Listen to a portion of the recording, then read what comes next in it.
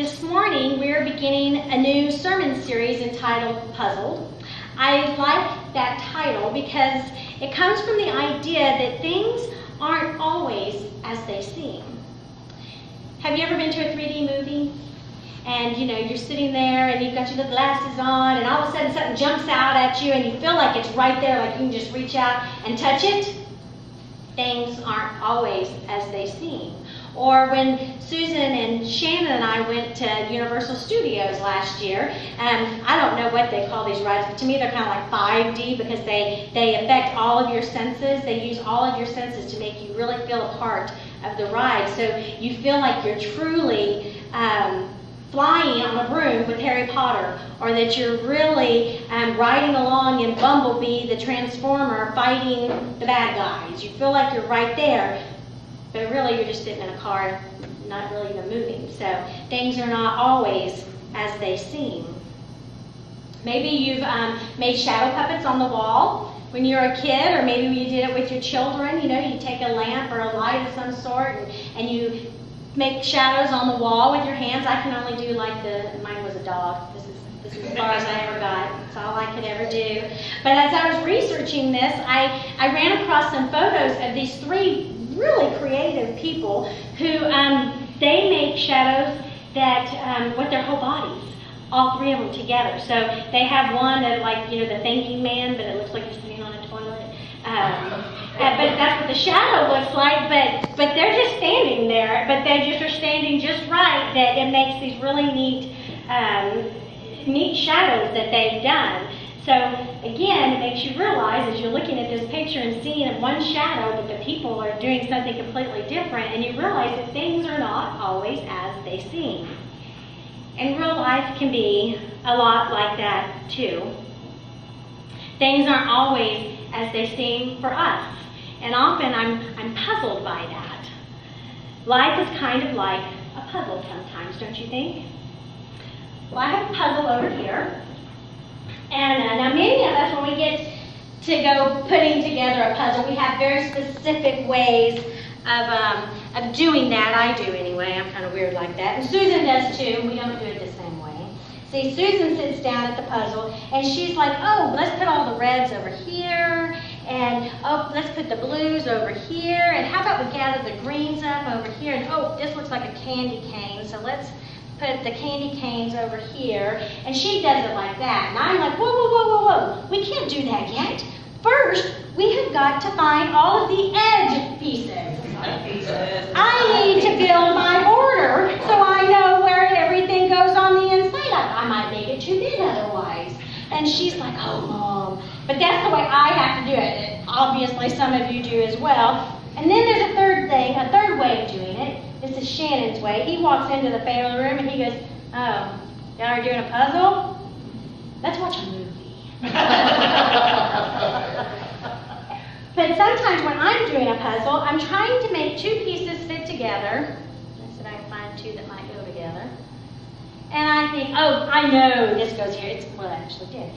Wasn't supposed to. I know this goes here. And I try and make it fit. And I can't, no matter how hard I try, it will not fit. And I'm like, did the puzzle maker, did the little cutter thing, is it wrong? And I try and sand, the sides down, see if I can make it fit there, because it looks like it should fit there, right? And then eventually I'm like, you know what movie are we watching? Because I give up. Susan, on the other hand, she never gives up, because she loves to do puzzles. But here's the thing. When we're putting together a puzzle, there's something more than we need than just this right here, right? There's one more thing we need, and that's right over here. We need the lid, right? We need the lid so we can study it and make sense of all these pieces right here, because it gives us the big picture, and it helps us to make sense of it all. But in life, we don't have the big picture. We don't have a lid that goes with our life. Wouldn't that be nice? But God does. God has that. He has the big picture. We have pieces, and sometimes it can be really hard to make sense out of all the pieces. Would you please pray with me?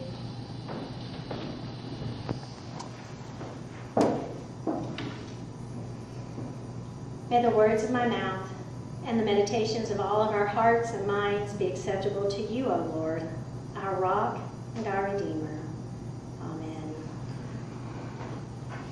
So life can be a lot like the puzzle. Some pieces come easy and they naturally come to us and they fit just right. We know exactly where they go into our life. And then there's other pieces that we get and we're like, I'm not really sure this is part of my puzzle. I'm not sure this piece fits with me. Does it really go here with me at all? But we go ahead sometimes and try and force it to fit, but maybe it doesn't really fit. Let's look at our reading from 1 Corinthians. It's interesting because it has kind of a now and then kind of thing going on. I'm reading a different translation than what Mark read earlier. Now we see things imperfectly, like puzzling reflections in a mirror. But then we will see everything with perfect clarity. All that I know now is partial and incomplete. But then I will know everything completely, just as God now knows me completely. So we have a now reality, a present reality, and we're looking forward to a then reality. What comes later? What comes after? What comes in the future? Right now, maybe you're in a financial crisis and you can't see your way out. Or maybe your marriage is a big struggle, or your child or grandchild is in a mess that they can't seem to find their way out of. Or maybe you're in a health crisis and you're scared. We see things imperfectly. It seems like we have puzzle pieces from 3 different puzzles all thrown into one pile, and we can't figure out how they all go together. But we don't have the big picture. In our reading from Matthew, John feels a little bit this way. He's in prison. He thought he knew who the Messiah was. I mean, he was there when he was baptized, right? And he heard and saw all that happened. But now he's not so sure. He really wants to see the big picture. So he sends his followers to Jesus to just straight up ask him for the big picture, or at least to get a glimpse of the big picture. And he sends his disciples to ask, are you the Messiah, or are we supposed to be waiting for someone else? Now again, remember, he's in prison. He knows he may never see the outside of those prison walls again. And he needs to know the then, now. He wants to know that it's all been worth it. And Jesus says, you see all that I've done. You heard all that I've done. So go and tell John what you've seen and heard. Blessed is anyone who does not stumble because of me. Even John the Baptist began to question what he thought was real, what he thought was the truth. But Jesus reminds him of all that he's done. Curing the sick, casting out demons, and proclaiming the good news to the poor, even raising the dead. He says, look, I'm fulfilling the prophecy. Trust it. So how do we live in the now, trusting God for the then? I think it's through our faith. Faith that God can take the bad and make something good from it. Trusting that he has the box lid and that he can see the big picture. So in the doubts of today, we can trust in God's tomorrows.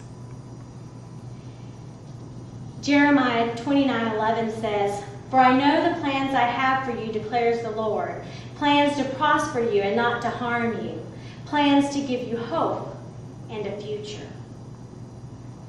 See, God's always got this. He's the great puzzle master, or maybe you would prefer the metaphor of him being a lemonade maker. When times are tough, trust in God and his big picture. Know that he has your best interest at heart.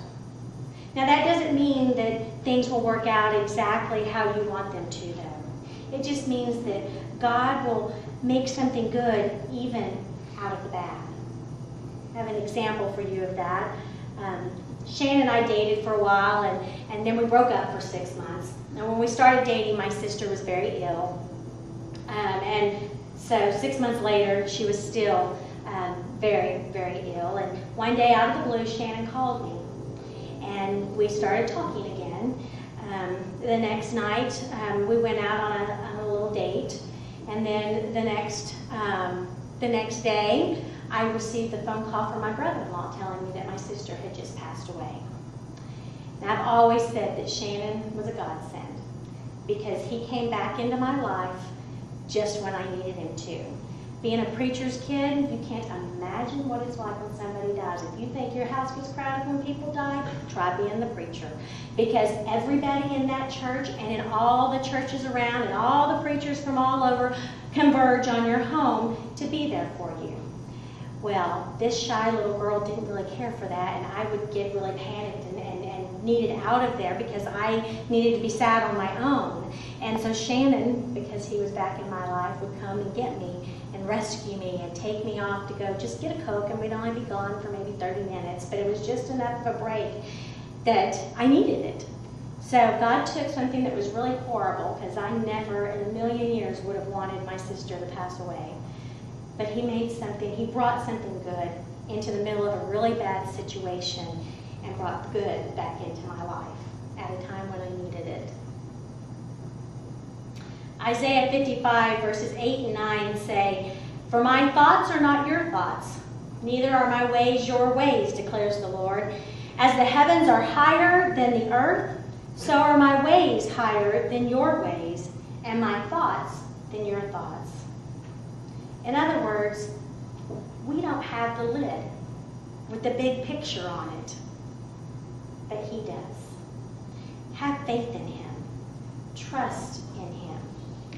Ecclesiastes chapter 3 verse 11 says, "Yet God has made everything for its own time.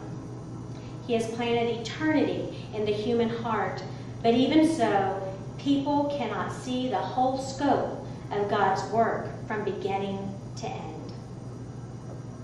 Yet God has made everything for its own time." I love the song, "In His Time." It's one of my favorites. We sang it at camp. I grew up singing it at camp every year, and I've always thought it was a favorite. I was glad when they put it in the Faith We Sing. I think it's a great reminder of what He can and does do for us. So as we close out the sermon, would you please turn in the Faith We Sing to page 2203 and join in singing "In His